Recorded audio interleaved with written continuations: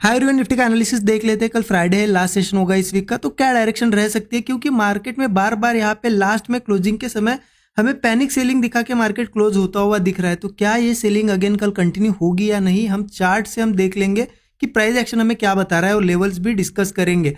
और ये अगर दिन देखा जाए, वीकली एक्सपायरी थी सेंसेक्स की, हमने एक ही ट्रेड प्लान किया और एक बहुत बड़ा टारगेट प्लान किया था और अच्छा टारगेट आज के दिन अचीव किया है। ठीक है, मैं आपको दिखा दूंगा ये भी ट्रेड कहाँ लिया था, क्योंकि स्टूडेंट ग्रुप में शेयर कर दिया था मैंने, जैसे डेली करता हूँ।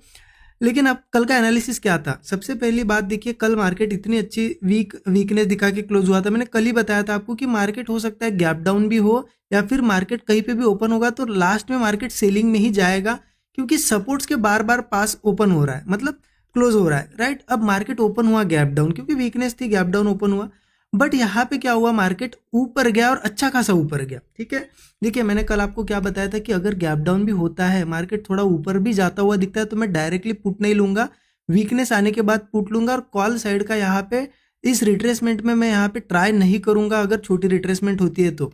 बट आप देखो यहाँ पे हुआ क्या, ओपन हुआ, ओपन होके मार्केट ऊपर जाने लगा, फिर एक ब्रेकआउट भी दिखाया, मैंने यहाँ पे भी कुछ ट्राई नहीं किया।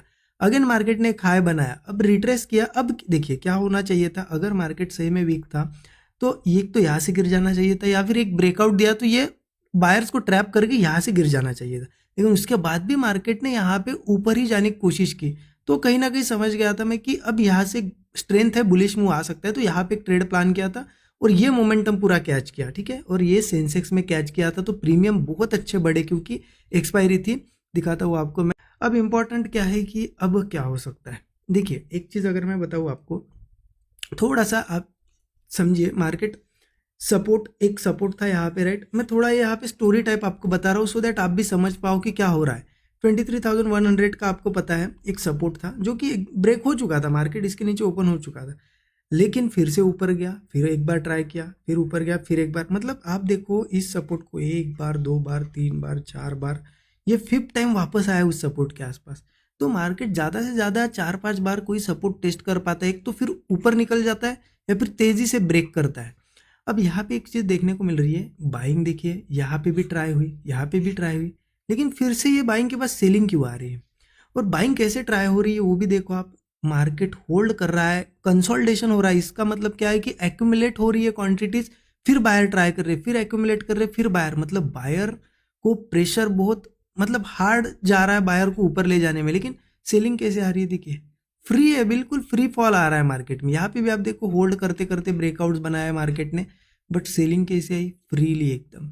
तो इससे दिख रहा है कि सेलर्स बिल्कुल इजीली नीचे ला रहे हैं मार्केट को, तो वीकनेस बहुत ज़्यादा है, वीकनेस बहुत ज़्यादा है। तो अब ऐसी भी पॉसिबिलिटी है, देखिए ये अब जब मार्केट कल ओपन होगा तब कंफर्म होगा, लेकिन ऐसी पॉसिबिलिटी है कि मार्केट बार बार इस सपोर्ट को ट्राई कर रहा है।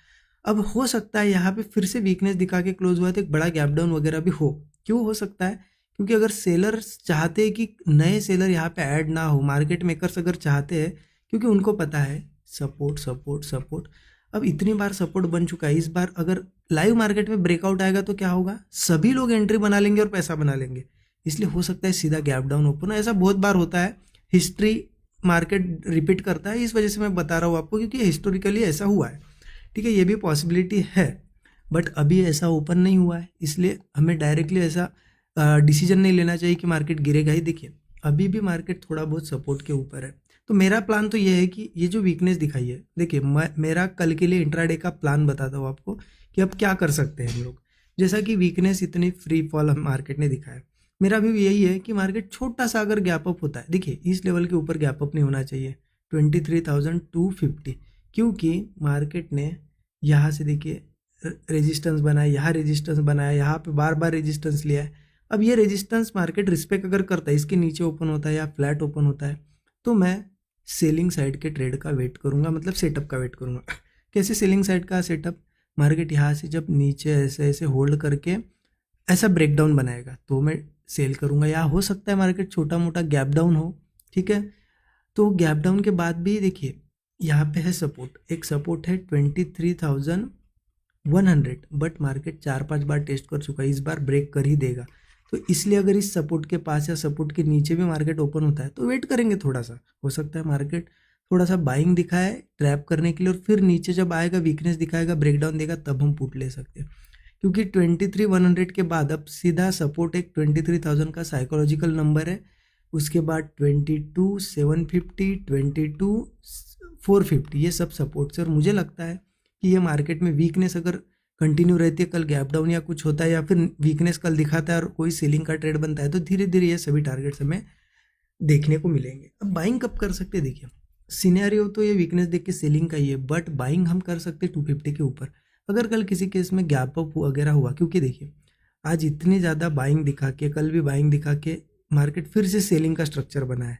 अब कल फिर से इस लेवल के ऊपर अगर सस्टेन कर पाएगा तो फिर वो सेलर सब यहाँ पे एग्जिट करना शुरू करेंगे और एक बाइंग का, और हो सकता है ये बहुत फास्ट मूव आए, ये हाइज सभी हाइज फास्ट में निकाले, इसलिए 250 के ऊपर सस्टेन करके ब्रेकआउट वगैरह आता है तो मैं कॉल साइड का ट्रेड प्लान करूँगा।